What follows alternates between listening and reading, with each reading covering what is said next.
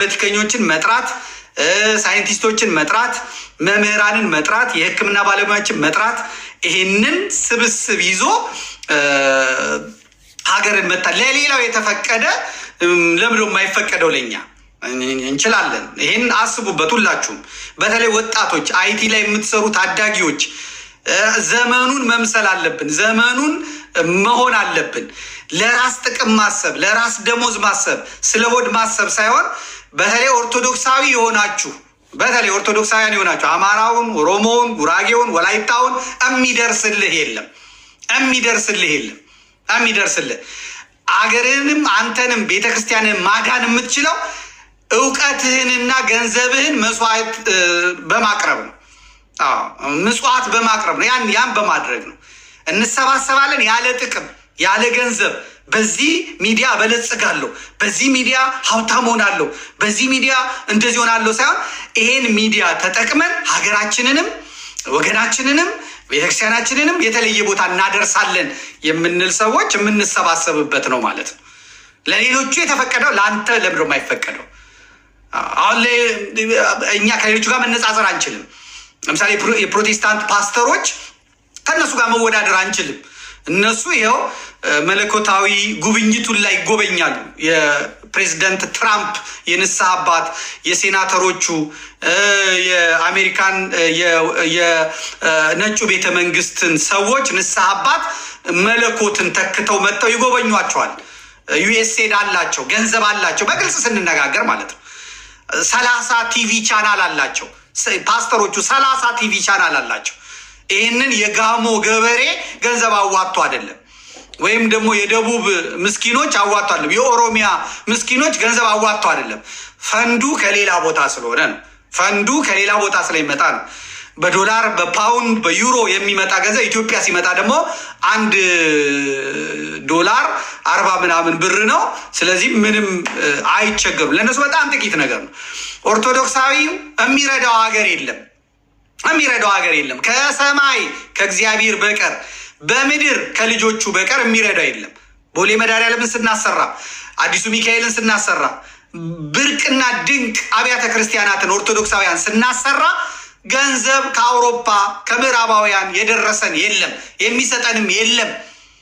ልጆቿ ናቸው ጠላ ጠምቀው እንጀራ ጋግረው ልብስ አጥበው ነግደው ከደሞዛቸው ላይ ያላቸውን አዋጥተው የሚከፍሉት።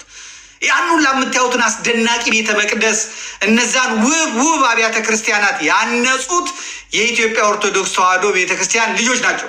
እናቶቻችን መቀነታቸውን ፈተው ማታ የሚበሉት እራት ሳይኖራቸው ጠዋት ለልጆቻቸው የሚሰጡት ቁርስ ሳይኖራቸው ዋጋ ከፍለው ነው። ዛሬ ግን ሌላው ይሄን ማድረግ አይችልም። ይሄ በጀት አለው፣ ፈንድ አለው እና በዚህ በኩል ማገልገል የምትፈልጉ ራሳችሁን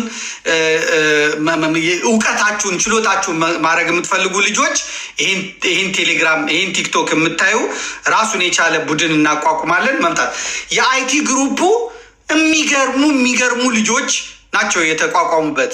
በጣም ፖስት ቦታ ያሉ ልጆች፣ በማዕዶት ጊዜ ከተሰባሰቡት መካከል ያሉ ልጆች ግን እኔ በቀደም ስብሰባቸው መሀል ገብቼ የሚያወሩት ነገር ህልማቸው በአካል ሳይተዋወቁ እንዴት እንደሚነፋፈቁ ይሄን የፈለኩት እኔ። ኢኮኖሚስቶቹን ደግሞ ብንጠራ ቢያወሩ፣ በግብርና ላይ ኤክስፐርት የሆኑትን ብናመጣ ቢያወሩ፣ ቢሰባሰቡ፣ ቢነጋገሩ ስልጣኑን ብቻ ምናምን ብቻ ሳይሆን ያንንም እንዴት ነው የምናደርገው፣ እንዴት ነው ማውራት ወደ ህዝቡ ማድረስ የምንችለው የሚለውን ብንሰበስብ ብትነጋገሩ፣ እኔ ሜዲያውን ገበታውን አዳራሹን ከፈቀድኩላችሁ ቦታውን ከሰጧችሁ እኛ ዞር ብለን እናንተ በስነ ስርዓት ቁጭ ብላችሁ የምትመሩበትን መድረክ ነው እየከፈትኩላችሁ ያላችሁት። ከገንዘቡም ከምኑም በላይ ደግሞ ጸሎት ዋነኛው ነገር ነው እና ሁላችሁም አቡነ ዘበሰማያት አንድ ሰላም ለኪ ጸሎት ባረጋችሁ ቁጥር እግዚአብሔር ሆይ እውን አድርገው በሉ። በስካሁኑ እግዚአብሔር እንቅልፍ እስክናጣ ድረስ ብቻ ሆኖ ይከብዳል ታውቃላችሁ። ነገር ግን እግዚአብሔር ከእኔ ጋር ሆኖ እግዚአብሔር ከእኛ ጋር ሆኖ እዚህ አይገርምም? ምንም በአካል የማይተዋወቅ ሰው ተሰባስቦ ግዙፍ ተቋም ሲመሰረት ግዙፍ ያውም ድረሱልኝ በዚህ በኩል ኑ ምናምን ሳይል የእኔ ደግሞ ታውቃላችሁ ፍጥጥ ያልኩ ፈጣጣ ነኝ እና ደውዬ ብቻ እከሌ እንደዚህ እከሌ እንደዚህ እከሌ እሺ እና በእውነት ይሄን ከእግዚአብሔር ውጭ ሊያደርግ የሚችል የለም። ዘመድ ሚዲያ እየመጣ ነው። ብራንዲንጉ ላይ እየተሰራ ነው። ሰዎች አባል የሚሆኑት በብዙ ቦታ እንትን እያሉ ነው። ለየት ብለን እንመጣለን። 24 ሰዓት እናገለግላለን። 24 ሰዓት መልእክት እናስተላልፍበታለን። የመጡትም ታላላቅ ጋዜጠኞች፣ ስመጥር ጋዜጠኞች፣ የፕሮግራም አቅራቢዎች በዚሁ እንሄዳለን ማለት ነው። እናመሰግናለን። አላችሁ አለን በሉ እስቲ። አሁን ወደ ሁለተኛው እንሄዳለን። ወደ ሁለተኛው በረሃ ግብራችን ነው የምንሄደው። እሺ አለን በሉ እስቲ። አላችሁ? ሁለተኛው መርሃ ግብራችን ምንድን ነው ንገሩኝ። ሁለተኛው መርሃ ግብራችን ምንድን ነው? ሁለተኛው መርሃ ግብራችን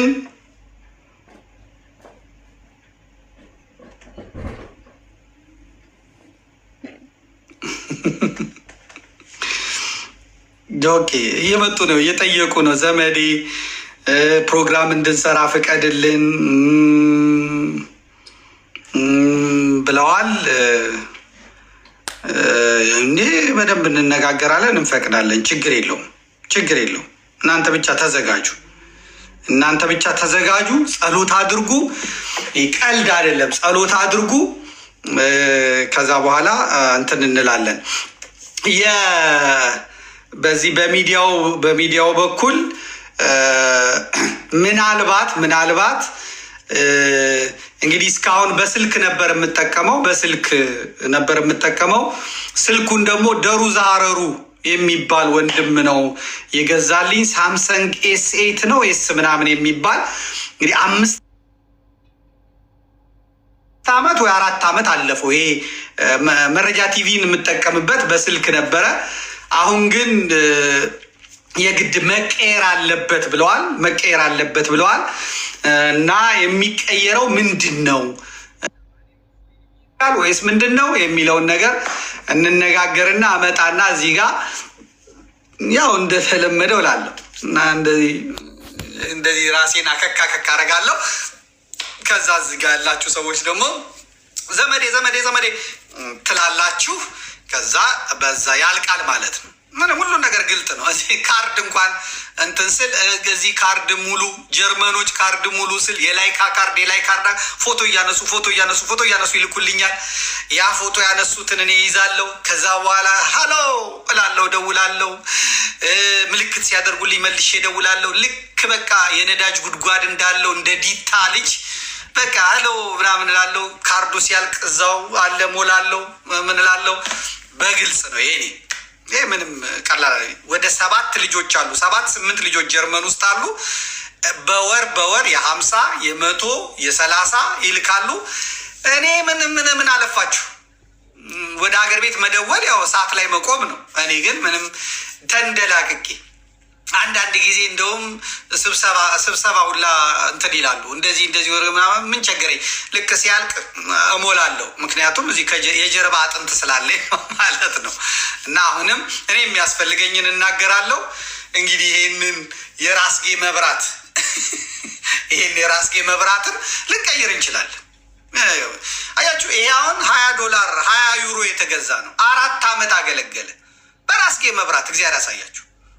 የኢትዮጵያ ቴሌቪዥን ለስቱዲዮ ስንት ነው ያወጣው? የኢትዮጵያ ቴሌቪዥን ይኸው እኔ እዚህ ጋር እንዳለች የ20 ምናምን እዚህ ጋር እንዳለች ይሄ 20 ምናምን ነው የተገዛቸው። 21 ብር ነው ምናምን 20 ብር። ይኸው የራስጌ መብራት ተመልከቱ። የራስጌ መብራት ግርግዳው ላይ ነጭ ግርግዳ አለ። ግርግዳው ላይ ሳረግ እድሜ ለዮናስ ብርሃነ መዋ አሳይቶኛል ሪፍሌክት እንደሚደረግ እና ቶም ቪዲዮግራፊ ማይቻለው እንዴት እንደሚለ ትንሽ ተምር ያለው እና ግርግዳው ላይ መብራቱን ሳረገው ሲያንጸባርቅ ፊቴ ላይ መጥቶ እንደዚህ ይላል። ፊቴ ላይ ባደርገው ቅድም የሆነውን ያደርጋል። ከዛ ይኸው ምርጥ ስቱዲዮ መስሎ ማለት ነው። አንድ ጠረጴዛ አለች። እንደውም ቆይ አሁን የቲክቶክ ላይ እንደዚህ ስታንድ አለ አሉ። እኔ የማደርገው ምንድን ነው ላሳያችሁ። እዚህ መቼም እያወራን ነው የምንሄደው። ይኸው ላሳያችሁ። እሺ እዚች ጋ እንትን አለችኝ፣ ኩባያ አለችኝ። እዚህ ጋር ላንሳና ላሳያችሁ። እንግዲህ እዚሁ ማለት ነው። አሁን ግን የሆነ ስታንድ አይቻለሁ። ስታንድ ልክ እንደዚህ ካሜራው እንዳረኩበት የቲክቶክም ስታንድ አለ ብለዋል። እሷን እገዛለሁ ማለት ነው። በቃ ምን ችግር፣ ይኸው ተመልከቱ።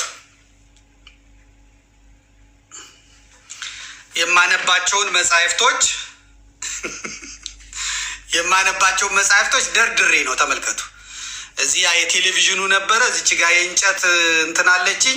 ከዛ መጽሐፍቶቹ ይኸው እዚህ ጋር እንደምታዩት አሉ። መጽሐፍቶቹ ውስጥ እችን ክትት አድርጌ ከዛ እኔ ፊት ለፊት እንደዚህ አቁሜ ነው። ግን አሁን አይቻለው እንደዚህ ስታንድ አለ አሉ። ልክ እንደዚችው እዚህ እንደ ይሄኛው አይችለውም። ይሄንን ሞክሬው አይስረው፣ በጎን ካልሆነ በቁመት የቲክቶክ ደግሞ በቁመቱ ነው አሉ። ስለዚህ አሁን ስታንድ ፈልግና ተመልከቱ። ወጪ የለውም። ይችኛዋን እንጨቷን የገዛዋት 50 ሳንቲም ነው፣ 1 ብር ነው እንጨቷን። መጽሐፍቶቹን ደግሞ አሜሪካ ሲሄድ እነ ሊቀ ጉባኤ እነ ማናቸው እነ ዲያቆን ዛማኑኤል ሌሎቹም ኢትዮጵያ የሚሄዱ ሰዎች አምጡልኝ የምላቸውን መጽሐፍቶች አድርጌ እነሱን ድርድር አድርግና እዛ መጽሐፍ ላይ አድርጌ ነው የማደርገው። ተመልከቱ። ሚሊዮን ሰዎች ይከታተላሉ። ወጪ የለውም። እዚህ ውስጥ ብቻ ካለ በአነስተኛ ወጪ በአነስተኛ ቃል ያለምንም ኢንቨስትመንት ያለምንም ውጣውረድ ያለምንም የሰው ኪስ ማራቆት መስራት ይቻላል። ይኸው በቃ መጽሐፍ ደርድሮ መስራት ይቻላል። ስለዚህ አሁን ደግሞ በከፍተኛ ኤችዲ ስለሆነ ብለዋል። ካሜራም የሚያስፈልገኝ ከሆነ ነግራችኋለሁ። ትስማማላችሁ? ካሜራው ትንሽ ነው ወይ 2000 ወይ 1000 ነው ወይ ስልክም ከሆነ ስልክ ነው። ትስማማላችሁ ወይ? እስቲ አለን ዘመዴ በሉኝ። እስቲ አለን በሉ። አሜሪካና ካናዳ የአውሮፓ እንኳን የለም። የፈረደበት አሜሪካ ነው ያለው። አለን ብለዋል። አለን ዘመዴ። ኢት አባቱንስና ደግሞ ምን አባክንስና ብለዋል። እንደዚህ ነው የምናደርገው። እንግዲህ ለሌሎቻችሁም የምነግረው ምንድን ነው፣ መስራት ከፈለጋችሁ በዚህ መልኩ መስራት ትችላላችሁ። መጠየቅም ከፈለጋችሁ አሳይታችሁ መጠየቅ ትችላላችሁ። የሚጎላችሁን ያሟላላችኋል። በሚጎድለው ሲሟላላችሁ እናንተ ደግሞ መስራት፣ በደንብ አድርጋችሁ መስራት፣ ህዝብን ማገልገል፣ አገርን ማገልገል ይቻላል። ከዜሮ ተነስቶ ሂሮ መሆን ይቻላል እያልኳችሁ ነው። የሚጎለንን እናደርጋለን። ወደፊት ደግሞ እግዚአብሔር ካለ አገር ቤት ዶክመንተሪ የሚሰሩ አገር ቤት በጣም ምርጥ ስራ ለሚሰሩ ሰዎች እንዲሁ ተቋሙ ጥሩ ገንዘብ ካለውና ተቀማጭ ካለው ከዛ ላይ ስራ ለሌላቸው ሰዎች ስራ ፈጥሮ ጉድጓድ ገደል ገብተው ያልታየ የተደበቀ የተሰወረ አውጥተው ያንን ሰርተው እንዲያደርጉ እናደርጋለን። ቢያንስ የላባቸውን የትራንስፖርታቸውን የምናቸውን በመቻል ማለት ነው። ይሄን ደግሞ እናደርገዋለን። ስለዚህ ይሄ ነው። ሌላው የፋኖ ድርጅቶች ይሄንን ማድረግ ይችላል። ይኸው እንግዲህ ክስ መጥቷል። አሁንም ክስ መጥቷል። እባካችሁ ኮፒ ሊንክ ሼር አድርጉ። ምንም አልተናገርኩም እስካሁን፣ ስለ ሚዲያው ነው እየተናገርኩ ያለሁት። መክሰስ ምንም አይጠቅማችሁም። ታፕታፕ አድርጉ፣ ኮፒ ሊንክ ሼር አድርጉ።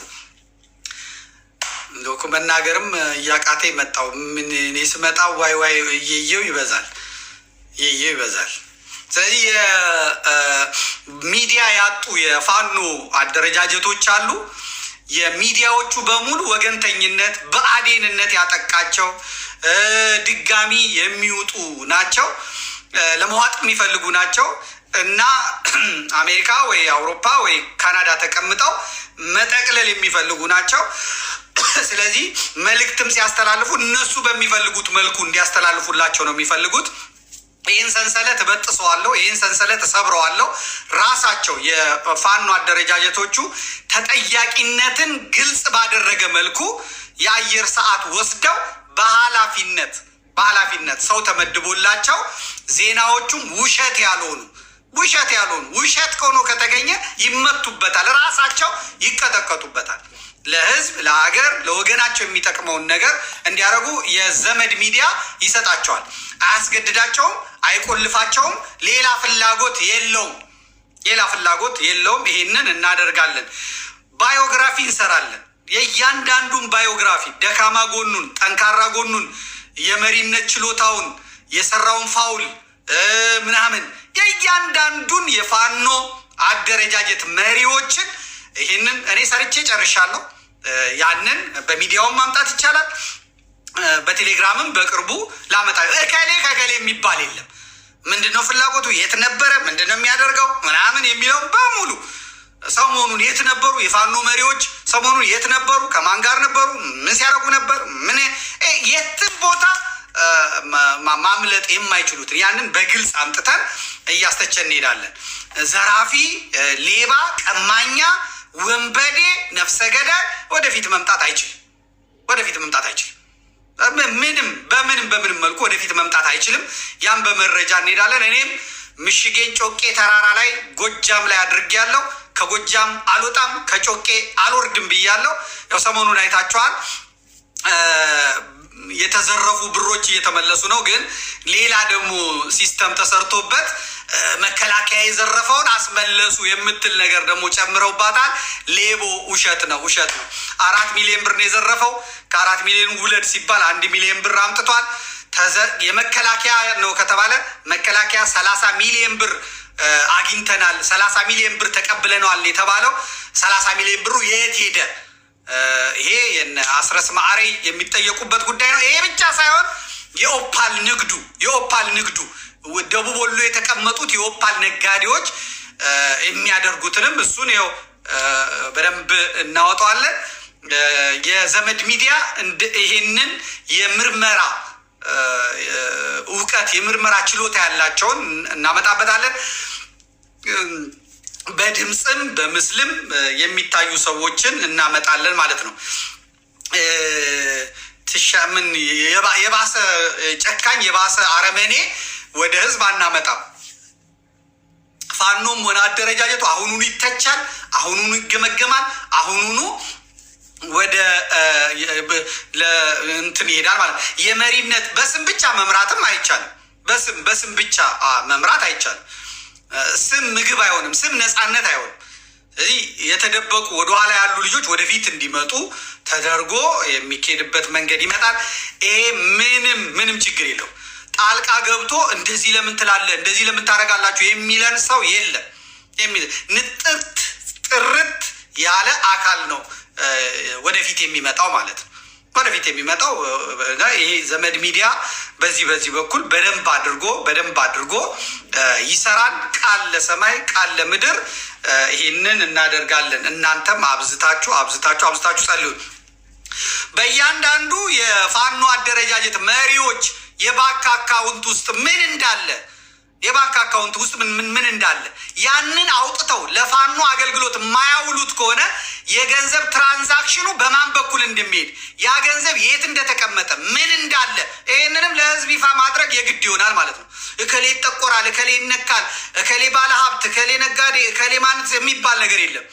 እዛ በህዝብ ስም በፋኖ ስም የተሰበሰበ ገንዘብ የማንም ነጋዴ አንዳንዱ እንደውም የበለጸገ ብልጽግና አስተላላፊ ብልጽግና የሆነበት መንገድ አለ። ይህም በደንብ ስለማውቀው ኔትወርኩን መንገዱን በደንብ ስለምናውቀው እንመተዋለን። እንዲቀመጥ አይደለም። እዛ ልጆቹ ቅማል እየበላቸው እየተሉ እየሸተቱ የሚበሉት አጥተው ተቀምጠው መሪዎቹ ግን የ20 ሺህ ጫማ የ300,000 ብር የ400,000 ብር ሰዓት ወርቅ የአንገት ሐብል እንደገና ደግሞ የ400 የ600 ዶላር ጃኬት ቲሸርት ብለው በጎጃም በጎንደር በወሎና በሸዋ ጫካዎች ተቀምጠው እንደ ንጉስ እንደ ቢሊዮነሪ እንደ ባለሀብቶች እንደ ምናምን የሚንቀማጠሉበት ምክንያት የለም። ጫካ የገባ ሰው ጫካ መስሎ ነው። እነ መለስ ዜናዊ፣ እነ ስብሐት ነጋ፣ እነ ስዩም መስፍን፣ እነ አባይ ፀሐዬ ጫካ የነበሩ ጊዜ ታውቋቸዋላችሁ።